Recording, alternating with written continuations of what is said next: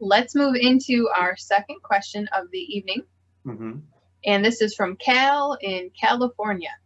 Yeah. And Cal writes in, what if my land contract buyer keeps ignoring the payment terms, meaning they pay, but they don't pay the right amount? We are almost done with the contract after 5 years.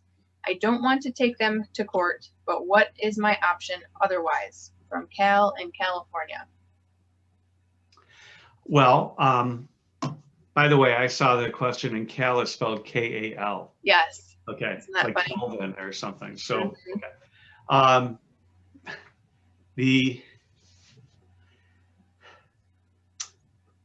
when you're almost done with your payoff, when you're almost done and through collecting all your payments from a land contract buyer, you could just go ahead and, throw them into land contract forfeiture if they're not paying on time or if they're behind. But what this person's saying is they really don't want to do that, right? And so what do? You, depending on what your contract says, because everything's based on contracts, it's a real estate contract. If there are late fees that are needing to be collected and you haven't collected them and you've allowed these people to make the payments late, the first thing I would do is I would send a little note in writing, not through email, but actually by send a letter. Right, a verified mail piece. Okay.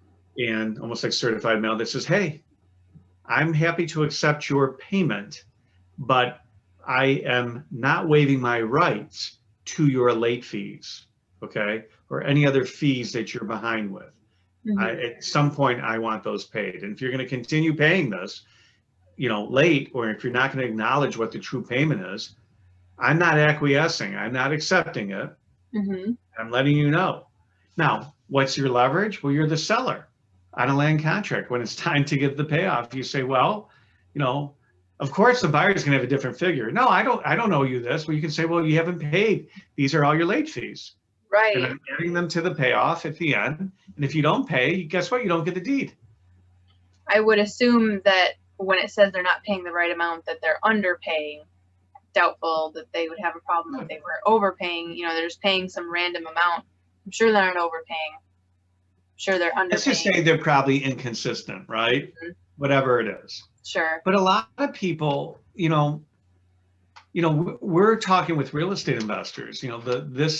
This format is geared towards people who are really trying to get into real estate investing or who are already real estate investing, want to improve their business. But a lot of people are only doing one deal, or they've been stuck with the property. I mean, there's so many ways that people come to properties, and it's crazy. I know before our meeting today, you and I were just talking about rabbit holes because we're really good about going down them. But I'll just give you a quick one that I have. I have a lady who owned a property for years in Southfield. She moved to Florida. She sold the property to a friend. The friend's husband passed away. And she has done everything she can to accommodate this lady who purchased her home on land contract in Southfield. Nothing makes sense. Sometimes my client in Florida makes the tax payments for this lady. Okay. So she does all these different things to help because she just does not, because they were friends.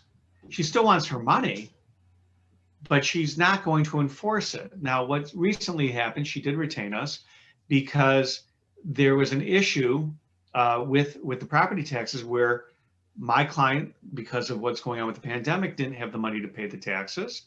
And now the property's in jeopardy. And she goes back to the buyer, her friend in Southfield, and says, hey, you need to step up to the plate and make payments because I'm short. And so this usually happens if you're watching this and you're going to be doing investing. Yep. All of a sudden the buyer says, hey, what do I owe you now? What's my balance? And my client figures it out and they don't agree on the figure. Yep. Because it's been so sporadic and so inconsistent and so many things have been, done that are off the contract, right? They're not really part of the contract. They did it because they wanted to be good people. But I'm going to tell you, one of the things I learned in real estate over 31 years from a very of blessed memory. He passed away, but he was one of my great mentors, and he basically said, remember, no good deed ever goes unpunished. Yep. And so now what's happening is this lady lawyered up. They're friends, and now she lawyered up, and she's like, I don't know that, I don't know this. And now really myself and another attorney, we're going trying to make head and tails of the payoff.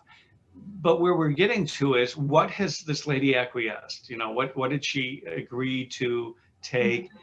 The provisions are the provisions, but the best way to protect yourself as a seller, as an investor, is say, yeah, I'm happy to take less. I'm happy to do whatever it is. I'm not going to enforce the contract this time. And I'm going to let you know that by saying, I'm not waiving any of my rights under this contract. Now, the better way to do it, Blair, is that right in the contract, a good real estate attorney will put in the contract, acceptance of a diminished amount is not, a tacit acknowledgement that you're going to accept stuff in the future at a lower payment rate. Yep. You're not acquiescing, is what we call it. Yes. Okay, you're not waiving your rights. So that's the best thing, is make sure your contract has that provision in it. So these folks that you're talking about, it's sad, but the best way to do it is, collect your late fees, or collect whatever it is that you're doing owing at the time that the payoff is about to come. And don't give the deed until it's paid. That's it. Well, just to go, I guess, not on another rabbit trail, but just down another vein. You can't go on another rabbit trail. Sure. But for the people who are listening to this and it applies to them, maybe they're the land contract seller and they're in this similar scenario, and they're in the scenario of the woman that you referenced in Southfield, right? Who she doesn't have the money to pay the taxes, which is the buyer's responsibility, but the buyer's also not paying the taxes, and now the house is in trouble. What happens then? Like, could the seller also be foreclosed on, or lose their property, etc., if this buyer isn't if the buyer isn't making good? How does that affect the seller? It's a great question, and basically it's no different than a mortgage company making payments or advances on behalf of their borrower when the borrower fails to make a payment on their taxes. So the seller basically has the right, and it will be in a good contract that says, hey, if I have to make advances as the seller on your behalf, I'm entitled to add interest to whatever I add the total amount that's been advanced to the balance that's owed, and interest accrues on that new balance. So it could be 7%, 5%. You can earn money on that. Or you can say, hey, I'm advancing the money, and now you're in material default of your land contract, and I'm going to put you in land contract forfeiture. Okay, I'm going to forfeit this contract. You as the buyer are going to forfeit the contract. So that's what you can do. You have two options. Or you can do nothing, which is silly as hell. I mean, you're going to lose your property. Right. So what if the seller has no money to pay those taxes, and the buyer just refused to pay, and now they're in this non-payment limbo? Right. Well, I mean, that's sad. Right now, one of the things that people can do is they can go to the county and they can get on a payment plan. Okay. Right. So like in Wayne County, we're in Michigan. I also deal with Ohio, but Wayne County just yesterday, the day before, because of the pandemic, and we're coming off, it's kind of the post-vaccine era right now, but very, very close to, the recent increase in cases. But here's the thing. So the county basically came out and said, after a lawsuit, the judge basically told the county, you can't foreclose on anybody where they're occupying a property, even if they're tax delinquent. Okay. No foreclosure. So if you're an occupant, whether you're an investor and you have tenants in the property, or you're, the actual owner, it's owner occupied property, you can go and get it on a payment plan. The counties did have for quite a while, and you're a real estate investor, the counties basically had a policy. Look, if you're the homeowner and you're having trouble and you're in the house, we'll work with you. Yep. But they will not work with, non-owner occupied investors. So real estate investors who have tenants, they're not doing anything for them. I don't know if some of the counties are still doing that, but it's tough times right now. The economy's kind of rough, and most counties that I'm familiar with, and trust me, I have paid my fair share in advances on property taxes, okay, for my properties. And if you have a relationship with the county, you deal with the county on a regular basis, they'll put you on a payment plan. I've had clients who buy on land contract, and they're not paying. Honestly, I don't want to pay the whole thing. I want the tenant to pay for it or the buyer to pay for it. Mm-hmm. So we go down together. We used to do that, go down together and get them on a payment plan. Wow. If they default thereafter, I just put them in forfeiture. Yep. I don't have that type of time. Right on. Okay. Well, did you hear that, Cal in California? You just shouldn't take that type of time. You don't have that type of time. And then just to reference for those who are watching, so she's in California, but her property must be here in Michigan if she reached out to you. Okay. Yeah, I mean, I have clientele all over the world, all over the United States, and I mean everywhere. So they invest in Michigan and in Ohio, and we represent them. Yeah. Awesome.